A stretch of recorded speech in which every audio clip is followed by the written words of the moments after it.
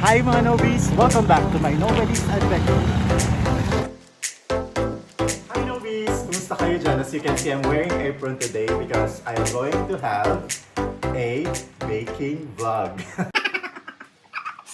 Okay, tuwang-tuwa ako kasi I'm not an expert baker or a pastry chef, as you can see. Pero I'll try my best to do this. Kasi as you know, tomorrow is a celebration for every family in the Philippines and in the world, di ba? Buong mundo ang celebration natin. Which I was too excited last week. Pero ngayon, I am going to do this for the Father's Day celebration. And of course, aside from what I'm going to do, which is baking today, syempre yung naudot nating part 2 ng NAQ&A, yung question and answer portion. Ganito na siya ngayon, strip of papers na lang siya. Kasi, kinain ko na nagutom ako the other day. Tsaka bumagyo medyo pangit yung panahon natin. Kaya di na ako nakaisip masyado ng ibang lugar para puntahan. Pero along the way, while we are baking, I am going to answer these questions. Okay? So let's start! So what are we going to make today is my favorite. Paborito ko talaga to. I am always asking this kay mommy dati pag pumupunta siya ng Legazpi. Kasi dati sa Legazpi lang siya available. And just recently, a lot of people were doing this on the internet and readily available and recipe niya sa internet na ano na nila parang na-crack na nila ang secret how to make this. So I'm going to make this one. Ang gagawin natin ngayon ay choco crinkle, walang G at hindi wrinkles. Okay? So the first ingredient that we're going to use is, of course, a flour. Nakikita ba yung flour? Yan. Another, it will not be choco without cocoa, of course. Next, we have sugar para sa mga sweet, pero hindi pwede sa mga diabetic. And next, we need 2 eggs, 2 itlog. Ang itlog namin dito sa bahay ay medyo mahal. Ngayon pala ako nakita ng itlog na ganito. And we need oil. Yan. I hope that you can see all the ingredients. And of course, yung mga sikretong ingredients natin, hindi naman talaga siya sikreto, baking powder and of course, salt. So, ganun lang po kasimple yung mga ingredients na kailangan natin. And when I'm baking inside our house, kasi ginawa ko na rin siyang parang business, kahit hindi man talaga ako trained. Pero kasi nowadays talaga, that's how technology works, di ba? Because of the internet, because of the accessibility of everything, kahit hindi ka ng formal schooling, you can do anything that you want as long as you have the determination to do it. Kaya we should use wisely talaga the convenience of the technology. Okay? So what I'm using para sa pag-mix natin, this is very important in my baking. This is a wooden spoon. Parang nabasa ko kasi one time sa internet, maganda daw gamitin sa cooking and baking ang wooden spoon. I just don't know why. You can comment down below why. Or if my assumptions and what I learned is wrong, you can comment it also down below. Okay? Let's go and start baking now. Okay. Problema ng mga matatangkad at kulang ang camera. We are in an awkward situation right now because I want you to see the process on how I'm going to make this one. Kaya the rest of the baking, siguro makikita nyo lang yung kamay ko and the lower part of my body. I hope that you're going to look at the process. Kasi ito, meron tong 3 step na kailangan natin gawin. So I'm going to do the step 1, the stage 1 of the baking process. Okay, let's start. Okay, the first one that we're going to do is prepare yung mga liquid components. Pero hindi naman siya totally liquid kasi meron din ng powder. Pero this is the first step of what we're going to do. The first one is, this is a sifter. You're going to see it. Kung nakikita niyo po dyan. We're going to use it para isift po lahat ng ating powdered ingredients. Kasi po, bakit kailangan natin ng isift yan? Kasi may mga bumubuo dyan. Importante po na puro ang ating mga powdered ingredients. Hindi ko alam kung bakit, pero yun ang sabi ng tita ko, mga bidid, hello, may malin, hello. Yun ang sabi nila ever since that I started baking. Marami po kasi, sa family po kasi namin, medyo mahilig talaga lahat kaming gumawa ng pagkain. Kaya kung makikita niyo po dati, hindi kayo malulusog. Ngayon sobrang na kayo malulusog. Kasi dati taga-kain lang kami. Then eventually, we learned how to do this. So once the cocoa powder is sifted already, nakikita niyo ba? It's sifted already. We can now start putting the sugar. So, yung sugar naman ang next nating i-sift. Okay, the next one is the sugar. Yan. Medyo naguluhan ako kanina sa recipe. Walang dry. Hindi ako may practice. Yan. Okay, so the next one is sugar. So, kung makikita nyo, yan ang reason why we have to sift the sugar. Kasi, there are bigger, yan. Ay, yun. There are bigger grains na kailangan pa natin paliitin for us to be able to get all the refined sugars. Yan. Next. The next one that we're going to put, ganito na po siya, kung makikita nyo. Next one is the oil. This should be a vegetable oil. Pero kung wala kayong ibang oil, cooking oil, hindi ko alam kung pwede ang cooking oil, pero wag naman yung mga oil sa ating mga face. Madami ako nun. Now, so once that we have it, we can start stirring it. Pwede na natin siyang haluin. Let's mix it. The next one is yung paggamit natin ng dalawang egg. Pero sabi sa ingredients, dapat daw, one at a time lang yung pag-mix natin ng egg. Okay? So we start with the first one. This is a spoon. Ay, spoon. A fork. Hindi na ako tuloy marunong ng ano.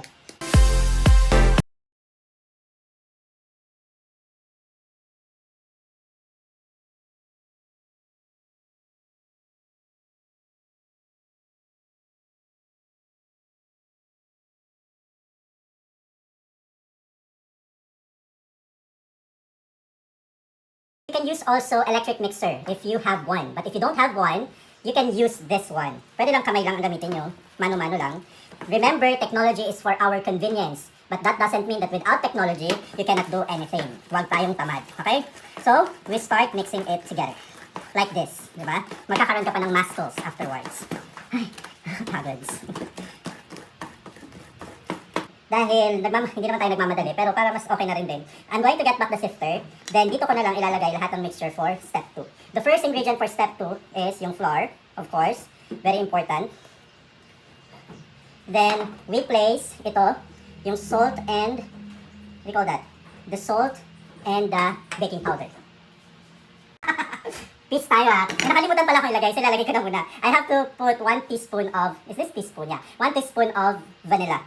Eh, nakalimutan, pasensya na. Sabi ko nga kanina, sasabihin ko all throughout this, that I am not a trained and NC2 holder na pastry chef or baker. So we have to mix also the vanilla together with the first mixture that we have created. Now that we are done with the first mixture, we can now proceed to the second mixture. So I have to get a bigger spoon or kahit ano to help this sift ng mabilis. So we have to sift this kasi the same explanation a while ago, an explanation given to me again by my aunties and my mom na rin. Nagbit na rin natin si mami para meron din siyang ano. Kasi si mami kasi magaling siya magluto ng mga ulam, pang piyesta ang ano ni mami, datingan. Tsaka yung mga tawag doon, ginatan, yung mga Pilipinong-Pilipino. Tapos yung mga auntie ko naman na ano, kumikita pang kabuhayan sa pagbibig. Yan, si Mama Bidid.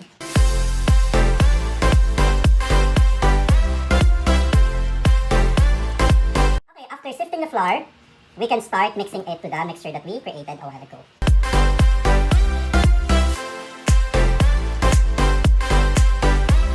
Kung wala kayong electric mixer, gamitin natin ang ating mga kamay.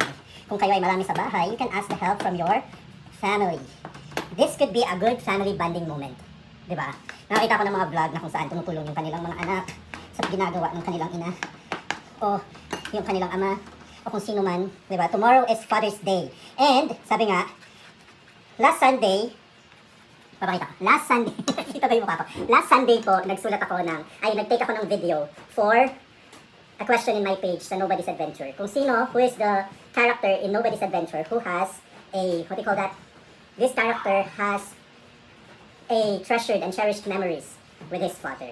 And marami pong nag-answer sa inyo. Kasi syempre, of course, if you were able to read the book, you know who's the character. Pero kung hindi nyo pa po nababasa, syempre, paano naman yung malalaman kung sino yung character na yun, di ba? Nagbibiruan ba tayo dito? But the answer is Nolly. Yan. The explanation to that answer, I am not going to give to anyone. Of course, syempre, kung gusto nyo malaman kung bakit si Nolly ang merong magandang experience sa tatay niya, you have to buy the book, di ba? Segue. Kailangan nyo pong bilhin yung libro at basahin. Para hindi naman, pangit din naman kasi mag-ipag-chismis lang. Kwento mo na lang sa akin, di ba? Hindi naman maganda yun. Maganda rin naman na I was reading the book a while ago. Tapos sabi ko, wow, ito pala yung cherished memories ni Nolly kay papa niya. Okay, let's continue mixing this. Sinegway ko lang po yun kasi napapagod na ako mag-mix. Medyo nakakapagod pala ito i-mix. Okay?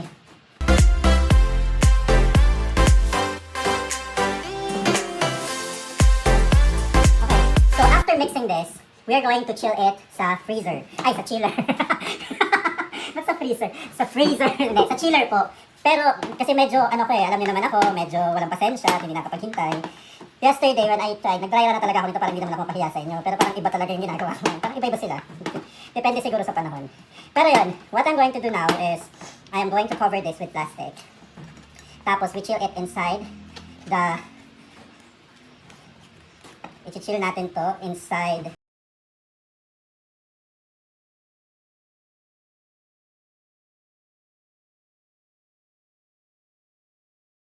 My best friend is here. Gagamitin natin ito. Ito best friend ko to, pang-wrap ko to of all time. Kahit saan ko to pinararap. So we have to put this para pag inside the fridge, siguro hindi siya malagyan ng mga unwanted guests. Kasi syempre ayaw naman natin na magkaroon siya ng mga something. Kasi inside the fridge naman, hindi siya alone. Marami siyang kasama dun. So, we have to wrap it. Now we're going to put it inside the fridge. for 4 hours according to the recipe. Ilalagay po natin to sa fridge for 4 hours according to the recipe. However, I have seen another recipe that says for 15 to 30 minutes. Well, I will have another one. I'm going to place it inside the freezer so that the process will be not too long. Okay, let's see. Later, we're going to start doing the step 3. That's the rolling in the confectionery sugar and of course the baking process. I hope that this will be a very delicious chocolate cake. If not, I'm just going to resort buying sa labas. Meron naman dyan.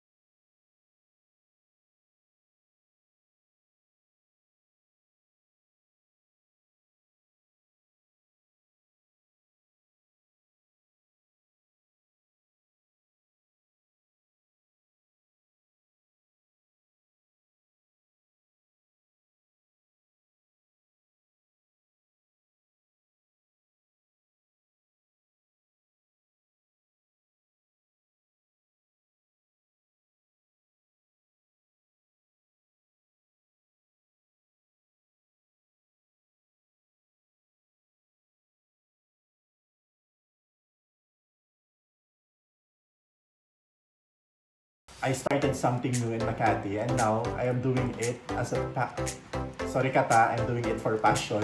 And of course naman, I am determined to finish it. The next question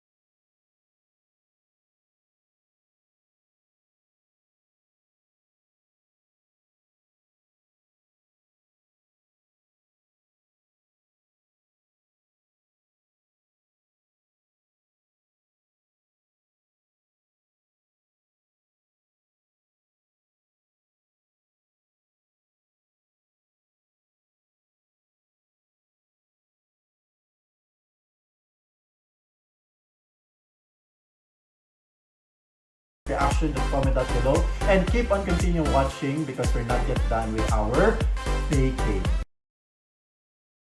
We're back! Okay, so natapos na natin siyang i-freeze inside the freezer. Now we're going to start assembling it by, of course, using this to scoop it. Tapos, we're going to make a circle on our hands. So make sure that you have nag-wash po kayo ng kamay ha. Kasi pangit naman po na hindi tayo nag-wash ng kamay tapos ginagamit natin ng direct food. Kaya nga minsan, it's very unsanitizing, ganon sa mga tao. Okay po, so we're going to use this. And kanina, I sifted already yung powdered sugar natin which we're going to use for, syempre, coating ng ating choco crinkle. A choco crinkle is not a choco crinkle without powdered sugar because if it has no powdered sugar, it's just a mere wrinkle. Okay? Pwede mo siyang tawagin na wrinkle. And kanina din, nag-cut na rin ako ng wax paper for our trays para hindi siya dumikit sa ating tray. Another one. So we have 2 trays here. Yung friend ko na nag-share nito sa akin, Ate Weng, pasensya hindi kita na-mention kanina. Thank you for sharing this recipe to me. Sabi niya, she created for doon sa isang buong recipe kasi I cut the recipe into half, naka-create siya ng 38 na choco crinkles. I do not know how many I can create now, but by using this 1 tablespoon na scoop, sana we can create as many as niya. Para madami naman tayo mabigyan, okay? And I'm going to use, hindi ko papakita ko ano siya, a secret ingredient to make a filling kasi ito nga yung pinost ko dati sa Facebook, okay? So itong gagamitin ko para sa akin choco crinkle. Let's start doing it now, okay? Okay, let's remove the cling wrap. Then we started scooping. Naka-scoop na po tayo, yan, we form it into a circle. Pero since we have meron tayong tinatawag na, meron tayong secret ingredient that we're going to use, medyo hindi lang talaga siya magandang tingnan. Pero I hope na medyo, ano naman siya. Pero I'm not sure if I'm going to put everything na meron ito kasi my mom will kill me. My mom will definitely kill me. Then we're going to put it here and roll it. Yan. Once rolled na siya, we put it here and wait for its other friends to be finished.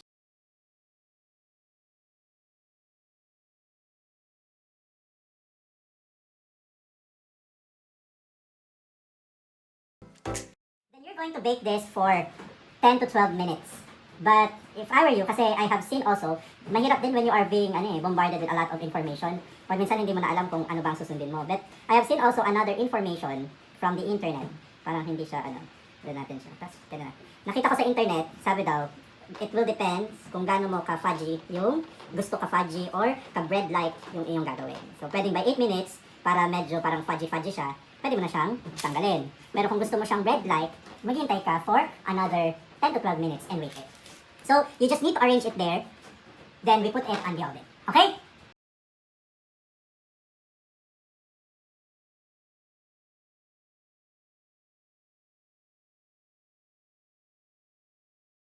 Of choco crinkles dough, and we're going to put it inside the oven now. And bake it for at least 10 to 13, joke lang, 10 to 12 minutes, okay? In 175 degrees Celsius. Put it here. Bye, babies. Make sure that you are going to grow. Bye-bye. Okay, it's done. Wow, it's so tutong. Let's see. Here's our, mukha naman siyang crinkle, pero parang hindi siya crinkle. Joke lang, mukha naman crinkle. Tingnan mo naman natin, oh. There you go, ladies and gentlemen! Tapos na po ang aking choco crinkles. The long wait is over. Tingnan nyo naman. Ang ganda. Natutuwa lang ako kasi kanina talaga I was so worried na baka maging pangit siya.